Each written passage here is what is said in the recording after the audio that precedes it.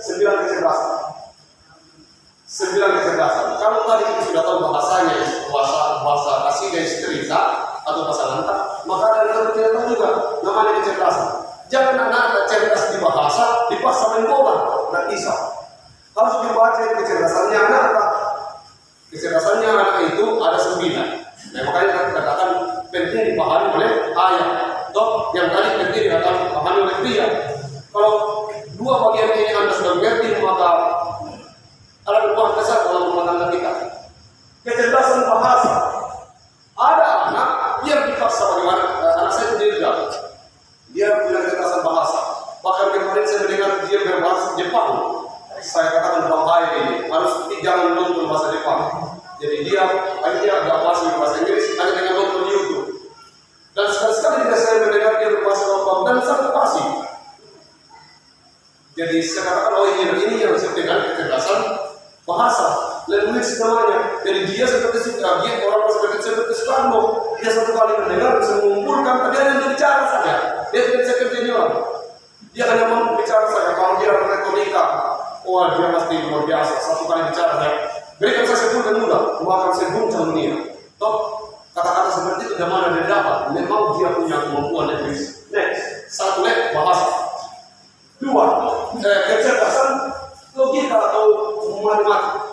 Ini kalau dari sekolah dia nggak bodoh, toh bodoh sekali ini Albert Einstein dia nggak bodoh. Tapi kemudian ternyata dia punya kecerdasan matematika. Orang yang cerdas matematika tidak bisa dipaksa menyanyi, tidak bisa, atau tidak bisa dipaksa bicara. Dia tidak mau bicara, dia selalu mengurus sesuatu dengan rumus. Dia melihat ini, oh ini jumlah yang begitu, ini jumlah yang begitu. Kalau tadi Soekarno di sini katakan apa yang harus saya bilang terhadap orang yang pakai baju putih ini dan apa yang harus saya bilang terhadap orang yang pakai baju batik. Tapi kalau Albert Einstein datang di sini katakan ya banyak orang di sini dan kalau ini digerakkan seperti ini maka dia akan menghasilkan kekuatan seperti ini. Itu yang dia kerja.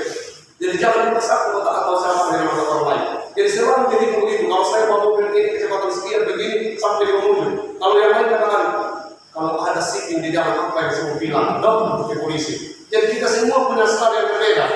Next. Kecerdasan visual dan spasial ini Leonardo da Vinci. Setiap dia melihat sesuatu, dia mungkin saja dia tidak bisa disuruh menyanyi atau tidak bisa disuruh menghitung, tapi dia bisa mengambil gambar, dia bisa paling dan katakan ruangan begini saya buat seperti ini, loh kemudian menara begini saya buat seperti ini. Itu visual. Dia visual. Jadi jangan kalau anak sedang berpikir-pikir. Anak saya itu main apa itu? Lego, dia minta, I want to buy toy. Apa? Dia bilang toy ini. Satu hari bukan di tempat menjual mainan tidak ada toy. Dan dia permainan yang apa diputar-putar gitu. Wah, saya bilang saya saja ini sudah tua tidak bisa main ini. Jadi dia lihat itu lalu dia coba-coba putar-putar. Saya bilang bahaya ini. Ini bisa gila ini. Nah ini, jadi dia pekerjaan itu ilusi saja ilusi. Jadi jangan kemudian di sekolah itu semua anak dipukul harus menghafal nama Tuhan Yesus. Jangan, suruh dia gambar muncul Tuhan Yesus pasti dia cepat ini. Dia sudah tahu apa dan dari sini. Next, dia nama mudah dan lain sebagainya ini pekerjaan yang orang kecerdasan visual dan spasial. Ini kecerdasan estetik. Orang ini dia bisa menghitung, dia bisa membaca, tapi dia harus bergerak. Jadi kalau dia bisa menghitung, ya kita hanya belajar 1, 2, cepat itu. Dia bisa tahu bahasa Inggris, tapi dia harus gerak, dia harus estetik. Seluruh hal yang ingin dia wujud nyatakan itu harus digerakkan. Dia harus melompat untuk meraih sesuatu. Jadi kalau ini, waktu saya mengajar di satu panti asuhan untuk mengajar anak estetik itu, huruf-huruf semua, bacaan semua digantung. Jadi dia melompat, ambil Yesus, yang lain tidak peduli. Aku saja tahu di aku. Dia tidak tertarik dengan itu, tapi dia melompat mencari di mana tulisan Yesus karena dia merasa bahwa dia punya skill yang lebih dari yang lain. Nah itu dikerjakan oleh Messi. Mereka ingin beraktivitas, mereka mau menari, mereka mau ada keseimbangan dan seterusnya. Namanya estetik. Anak kita bisa punya kecerdasan itu, toh. Jadi dia bisa ikut dan anak yang tidak benar dia izinkan dia melakukan itu karena sama tahu dia kecerdasannya adalah estetik. Katakan, sudah, kita harus menyanyi. Apa ini om? Mati itu. Next. Nah ini kecerdasan musikal. Ternyata itu kecerdasan. Jangan dibilang kalau orang sudah mabden ini. Dulu tetap dia pernah diusir. Dia main game dengan mau itu dibilang bapaknya apa, mungkin itu tidak selesai nanti kuliah. Akhirnya memang dari minum berobot tapi baliknya. Tapi yang saya maksudkan semuanya bahwa kecerdasan juga itu yang sekarang baru dinilai, sekarang mau dihargai. Jadi kalau anak kita bermain musik, izinkan dia pada kecerdasan. Orang akan hidup dengan kecerdasannya. Kalau orang diberi kesempatan untuk memainkan kecerdasannya, makanya akan hidup. Hidupnya bukan kaleng-kaleng, Pak. Hidup bahagia. Dia bisa melakukan apa yang menjadi kesukaannya sambil dia bisa dapat hidup dari situ. Itu yang harus dicari dalam dunia ini. Jadi kecerdasan juga. Saya tidak punya kecerdasan ini karena semua not adalah no. Tidak bisa saya di sini. Tapi ada orang yang memang dekat. Pendekar bilang baru bicara orang saya sudah tahu dia masuk di mana.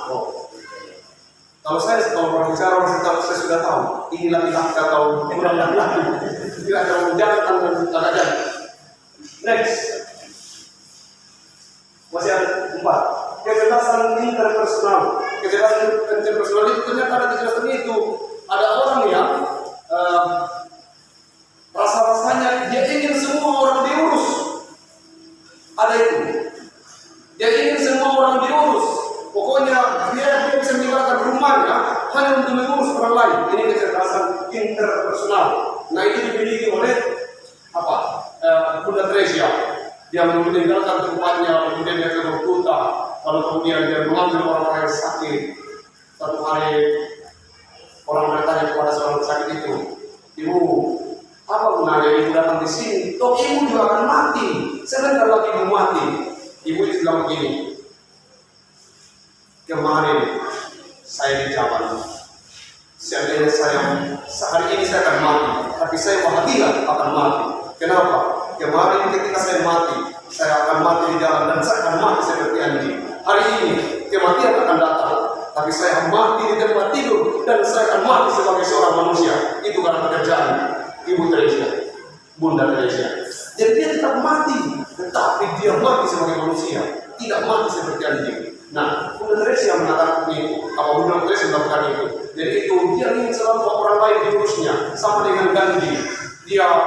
Dia mau di penjara saat dia merdeka. Next, dia sosial kali ini tidak dia selalu bekerja kelompok. Ini berbalik ini, namanya personal saja ini, personal. Salah. Dia hanya personal, jadi selalu dia melakukan sesuatu semua yang dirinya. Tadi ada pendidikan di orang seperti ini. Pekerjaannya adalah kalau kamu urus ini, kalau kalian tidak mau, kalau kamu urus ini dan selesai, pas selesai. Kalau disuruh pekerjaan apa yang dikasihkan kepada Iqbal, katakan kuasai dunia. Hari itu juga aku berdiri di tangan saya. Negara memiliki kepercayaan untuk menguasai dunia. Hari ini bergerak saya, tapi katakan Inggris akan menguasai dunia atau Soviet akan menguasai dunia dan dia tidak mau ini. Tapi ketika di tangan Hitler, maka Hitler melakukan segala cara. Itu personal sekali. Tapi dia bertanggung jawab dan hampir benar, hampir dia menguasai dunia. Next, dia hanya untuk diri sendiri. Kecerdasan yang dilakukan adalah kecerdasan naturalis. Ada anak-anak kalau yang kucing dia masih dimarahi. Ada anak-anak kalau mengurus binatang yang selalu marahi. Saya waktu di Bandung dulu ada anaknya teman guru. Dia sudah tidak mau di sekolah, tidak mau sekolah. Apa itu bikin? Saya berhenti sekolah itu. Kenapa? Karena saya mau urus kumbang. Mamanya stres. Mamanya istrinya, ibunya itu adalah istri dari seorang pendeta. Mamanya stres. Katakan bagaimana ini harus ketemu sekolah? Padahal sekolahnya itu sekolah yang hebat.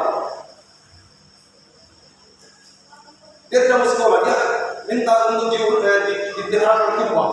Maka kemudian di dalam rumahnya itu ada taman-taman. Setiap dia pergi dia akan berkumpul, dia taruh di situ. Tidak mau sekolah lagi. Satu hari, ketika 1 bulan kami di sana, dia katakan jadi di mana ini?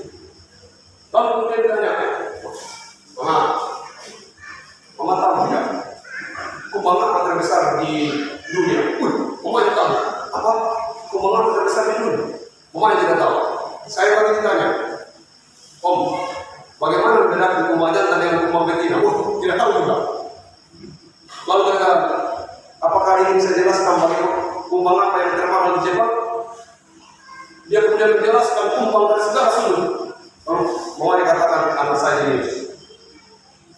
Bulan berikutnya dia tidak mau lagi kumbang, dia mau kereta api. Seluruh referensi kereta api yang diberikan oleh ibunya disiapkan.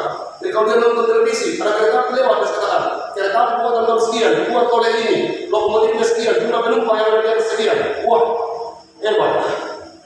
Tapi kita kalau kita sudah anak tidak mau lagi kurus yang kita mau, pukul. Hancur tangannya. Ini, jadi kalau dia mencintai lingkungan, itu biarkan saja dia natural itu. Dan dekati dia dengan sudut itu. Kalau dia tidak mau sudut lagi katakan, campur itu kucingmu, kucampur kucingmu. Kucampur itu bungamu, dia pasti katakan tidak. Saya harus mengatakan itu. Daripada kucing boleh baik saya dipukul. Ini natural. Anak saya itu juga termasuk natural. Kami pernah dimancing dan dapat ikan langsung dipotong dia marah. Tidak boleh. Kasih tahu semua, jangan ada yang buang sampah pakai bot. Kenapa? Pura-pura tidak bisa berenang. Kamu buat berarti kita ada masalah. Next, kita jelaskan yang terakhir. Kita bahas waktu. Ini kecerdasan moral. Atau apa?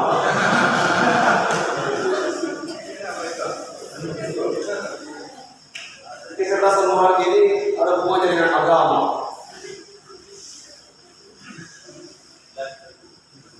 Jadi kecerdasan moral itu ini foto saja, yang pemanis saja. Mencari foto berdetak dan tidak ada ini. Dan pemanis saja ini. Jadi eksistensialis namanya. Orang-orang yang masuk dalam kategori ini, dia itu sangat kuat dalam persoalan budaya dan agama. Ini bisa waham orang-orang begini gampang sekali digeser menjadi teroris. Jadi orang begini pokoknya dia paling saleh di gereja. Dia paling datang berbunyi lonceng. Dia sudah datang dan sudah bunyi lonceng pulang dia masuk di gereja. Ini orang yang ada di eksistensialis namanya kecerdasan moral. Jadi dia itu paling baik, paling pokoknya semua masuk dalam kategori itu. Itu orang itu dia ada di situ. Dan tidak semua kita begitu. Tidak semua kita begitu. Makanya pendeta itu susah karena tidak semua jemaat eksistensialis. Tidak semua jemaat punya kecerdasan moral. Ada yang tahu bahwa itu tidak baik, masih bekerja kesempatan ini kasih gua ini Pak. Iya. Ada yang sudah tahu kesemua, baik tetap dengan Tuhan. Malu kau merana, capek duduk, tidak boleh. Kalau anda ibadah lah, yang berkualitas. Makanya jangan capek hari Sabtu supaya hari Minggu betul siap. Yang punya kecerdasan orang itu, memang itu datang gereja mau tidur. Untuk itu makan memang, gagal memang, ganteng memang, wafat memang supaya jangan ganggu teman dengan baunya. Tapi saya kita tidak sesiap itu. Kalau kita ke pesta siap sekali, tapi ke gereja tidak, karena kita tidak punya kecerdasan moral. Kecerdasan karena kita anggap bahwa beribadah itu bukan sesuatu yang prinsip. Kita tidak cerdas di situ. Kita berpikir bahwa kita ke gereja itu mau disuap-suap dan seterusnya dikasih senang. Kalau tidak senang, berarti kita tidak punya kecerdasan moral. Makanya kita tidak bisa jadi teroris. Bagaimana kok bisa bisa? Tidak bisa. Tapi mereka yang punya kecerdasan moral satu kali saja. Bukan agamamu dikasih begini orang. Coba betapa sudah iya. Saya siap untuk itu. Kapan? Itu karena dia punya kecerdasan itu. Selesai. Waktu habis. Ya, waktu habis. Ada pertanyaan. Tidak boleh bertanya. Selesai. Mari kita berdoa.